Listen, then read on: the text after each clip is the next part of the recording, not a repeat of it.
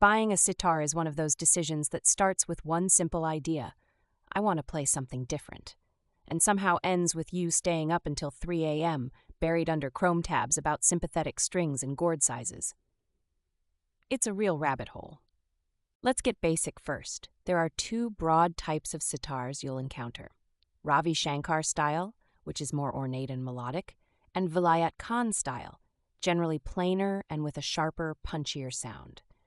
They aren't interchangeable, so you've got to know what vibe you're hunting for. What throws most newbies off is that sitars aren't factory-tooled like electric guitars. Each one is handmade, and that means no two are exactly alike. You'll see wild differences in weight, tone, and looks, even with the same model from the same maker. If you're thinking, I'll just get the cheapest one off Amazon, pause. Sub-$300 sitars are almost always barely playable. Neck problems, bad tuning pegs, unresponsive strings. Basically, they're wall art, not instruments. Trust me, you do not want this type of frustration. A solid beginner sitar worth your time will set you back around $600 to $900. It stings, I know, but buying cheap almost guarantees issues. Endless tuning battles, cracked pumpkins, the resonator, and strings that buzz more than they sing. There's this pro tip that saves people a fortune in headaches. Always ask sellers for close-up photos of the frets and pegs. You want to see snug frets, no cracks on the main gourd, and pegs that look well fit, not splitting. If they dodge the request, run. A classic pain point is tuning. Sitar tuning is an Olympic sport, especially with 18 to 21 strings. The wooden friction pegs can be brutal if they stick or slip. Many people give up right here, so paying for upgraded geared pegs can save you literally hours every week. Next, size actually matters. If you're under 5'7" or have smaller hands, tell the seller you need a student-sized sitar or a Vilayat style, which is usually more manageable.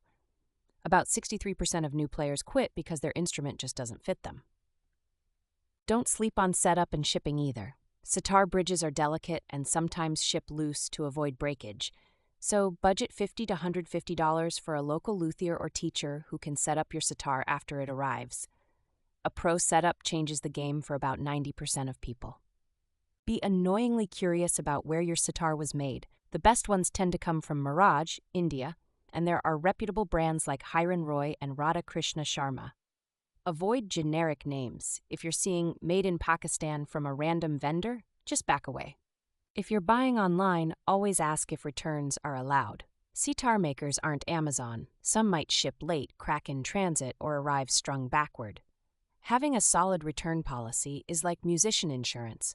Otherwise, you're at the mercy of international shipping roulette. And honestly, find a local player or teacher, even if you're not in a big city. Especially if you're in a place like Portland, there's probably someone hiding out in a music shop who'd love to talk shop and help you avoid rookie mistakes.